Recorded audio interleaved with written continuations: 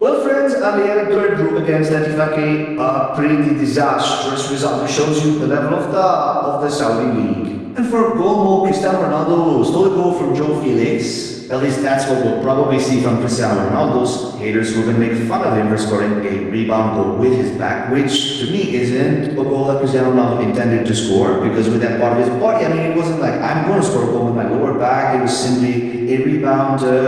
And I understand that he celebrated the way Cristiano celebrated, because the match wasn't easy at all. And that's what's impressive about what Cristiano Ronaldo is doing, because unlike other leagues like the Premier League, where the leader can have 2 lost games, 3 draws, the second place in the Premier League is just 2 points behind Arsenal, with full defeats easy quiz. Whereas Alep is not doing well, they only have 2 draws, and right now if they win tomorrow's game, they are 2 points behind Alep. It's as if they were telling you being undefeated isn't enough. Al Nassr is still undefeated. It's the best defense, the best forward line of the season, and in just 1 week, in 5 days, it could finish 2nd place. Everything they've been doing well for months can be ruined in just 1 week, and there are people who tell you that this league is easy and tell Cristiano Ronaldo that he should win it walking with his eyes closed as if he were on a camel and winning the league. That's why at the beginning of the season I told them we have to be aware of what we're looking for this season. We have to understand that there's a transition. Things were being done so badly, they declined so much that it was very difficult to go from doing everything superbly and having the perfect team to compete with another team that's a monster who try to make it. And yes, Al Nassr is a monster, and it's leading you to this. It forces you to have a perfect season to be able to win them. And sadly, Al Nassr is going to have a very complicated schedule this month.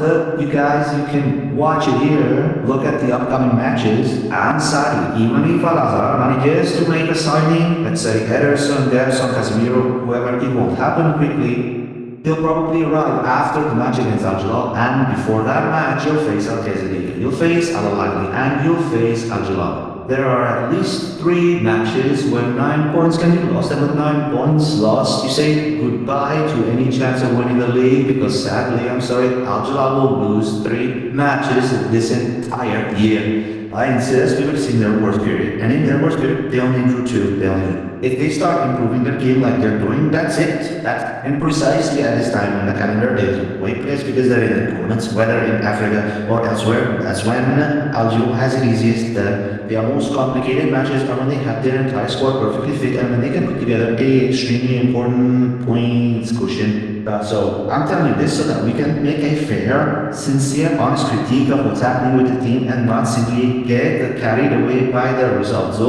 Al Nassr isn't doing badly. As you can see, they have the best forward line, the best defense, and today we were very unlucky. Several players hit the post. Cristiano Ronaldo couldn't score one. He only had one today. Sadly, if he misses that one, you tie the game. Joao Felix also missed several chances, and these games also happened at Real Madrid. There were games where Cristiano didn't score goals, where he had more chances than today, and he missed several chances. If it happened to Madrid in those years, if Guardiola's Barca itself, which played very attacking football, had games where no one scored goals, not Messi, not Dani Alves, not Xavi, not Villa, if that happened to David Villa, if that happened to that team, it's normal that there would be a game like today. And there's no one is to blame. It's not Jorge Jesus' fault, it's not the substitution's fault, it's not the fault of a player who did set up the second goal. Well, yes, but with all the chances we had, it was better if that didn't affect us. So it's not Bushal's fault, but that's precisely the demand of this league. You don't just have to create a lot of chances, you have to score them. And if you don't, the slightest mistake will cost you the entire match. And it's not just one match, it could cost you an entire league. This result is more important than we might think with respect to winning the league. And I'm not telling him not to fight for it, but we're in a scenario where 15 points are at stake this month, just 15 points that could be lost. If they are lost, we can't make a big deal out of it. The worst thing that could happen to us would be to start saying, Jorge Jesus didn't react well, the team is in bad shape because it's going to enter a crisis and there's going to be no way out of it. It doesn't suit us, that's it. We have to realize that sadly this year we weren't ready to compete for the league, that it's okay, that something very bad had happened.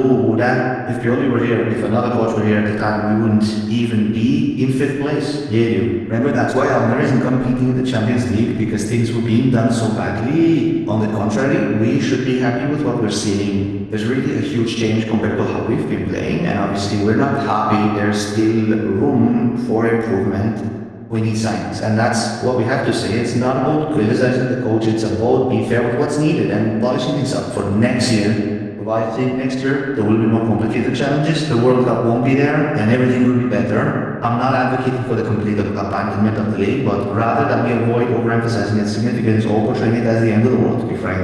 The goal this year, I'll repeat it again, as we said at the beginning of the season, is to win the league.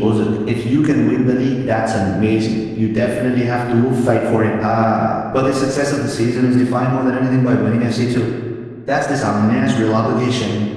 So on the contrary of being frustrated or being sad, I'm happy because what Cristiano has told us about this league, about the competition, about what he's looking for, we're seeing it tomorrow when he finally manages to win it. It's going to be one of the juiciest, happiest trophies that we're going to see because of the difficulty it took to get it. It's very different from Cristiano reaching the top and winning it with great difficulty, right? Tomorrow when he can win it, because I'm sure he'll end up winning it, we're going to be extremely happy because we know it was very difficult and that it got harder every year and that he won it because he really got better in terms of football.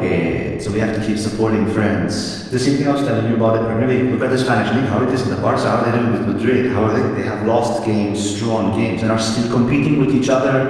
In Arabia, we are seeing something of a higher level than the most important teams, and not to talk about other leagues where they don't even have a league format as such, which have playoffs, quarterfinals, semi-finals. Obviously, there is no comparison. Obviously, the Arabian League demands much more from you than others. And, well, fortunately, the next game you face a league that will have 4 casualties, mainly Kwase, Richard Martes, and Barnes, because he was sent off in his game. Luckily, he really has more casualties than Al Nassr, and today's game serves for Al Nassr to go into that same game knowing that they are playing everything. Let's hope that this pressure does not influence Al Nassr negatively, quite the opposite. But I honestly believe that despite the casualties, Al Nassr is a more complicated opponent than Ettifaq, which we saw today. So it may be normal for them to lose that game, and I say it again, no, we have no reason to criticize Jorge Jesus or a specific player. At the end of the year, we assess whether Mane, for example, was up to par, who was up to par, which player needs to be changed, how Jorge Jesus is playing, what he is looking for, and what is missing. I am simply mentioning these losses so that we have a little hope that Al Nassr does not have to suffer, and so we can go into the match against Al also with the same obligation and pressure to win. We will see how Al Nassr can handle it, which will be very important, because if they lose this year because they did not know how to handle the pressure being leaders, it will be useful to gain experience. Obviously, being a leader is added pressure, and knowing that you can lose that leadership almost as quickly, and from there the team does not collapse if it ends up happening, and that is why I emphasize this. We must continue supporting friends. And do not forget, the same thing that we are seeing has to be revived at the end, because these matches against Ettifaq, against Al Jalal, against Al Qasitiyya, against Al Qanat, these are just the first matches we've seen. The return matches are still missing. We mustn't stop supporting, and if we see a bad streak, that's when we should support this project the most, because I think that when it can be polished 100%, as I've been telling you, it will win absolutely everything. It will be everything. So we mustn't get carried away by bad results. We must analyze them well and not get carried away by the cheap result or approach that many teams say and end up ruining very good projects simply because they didn't get the right result. And that right result doesn't always have to do with bad football. It could simply be bad luck. And that's exactly what I think we saw today, a match with a lot of bad luck. Anyway, friends, tell me what you think below. Do you think Leclerc can beat him? Are you worried about Al Jalal? We must also remember that Al really tends to fall back even when they're winning, and with that they can turn the match around. Wow, even a league can be won, come back. You guys tell me below what you think. I will be reading all your messages, and please don't lose hope, but let's also aim for realistic expectations, simply put. So remember to follow me on Instagram and Twitter. Don't forget to share it and subscribe, because I'll see you in the next video. Yes.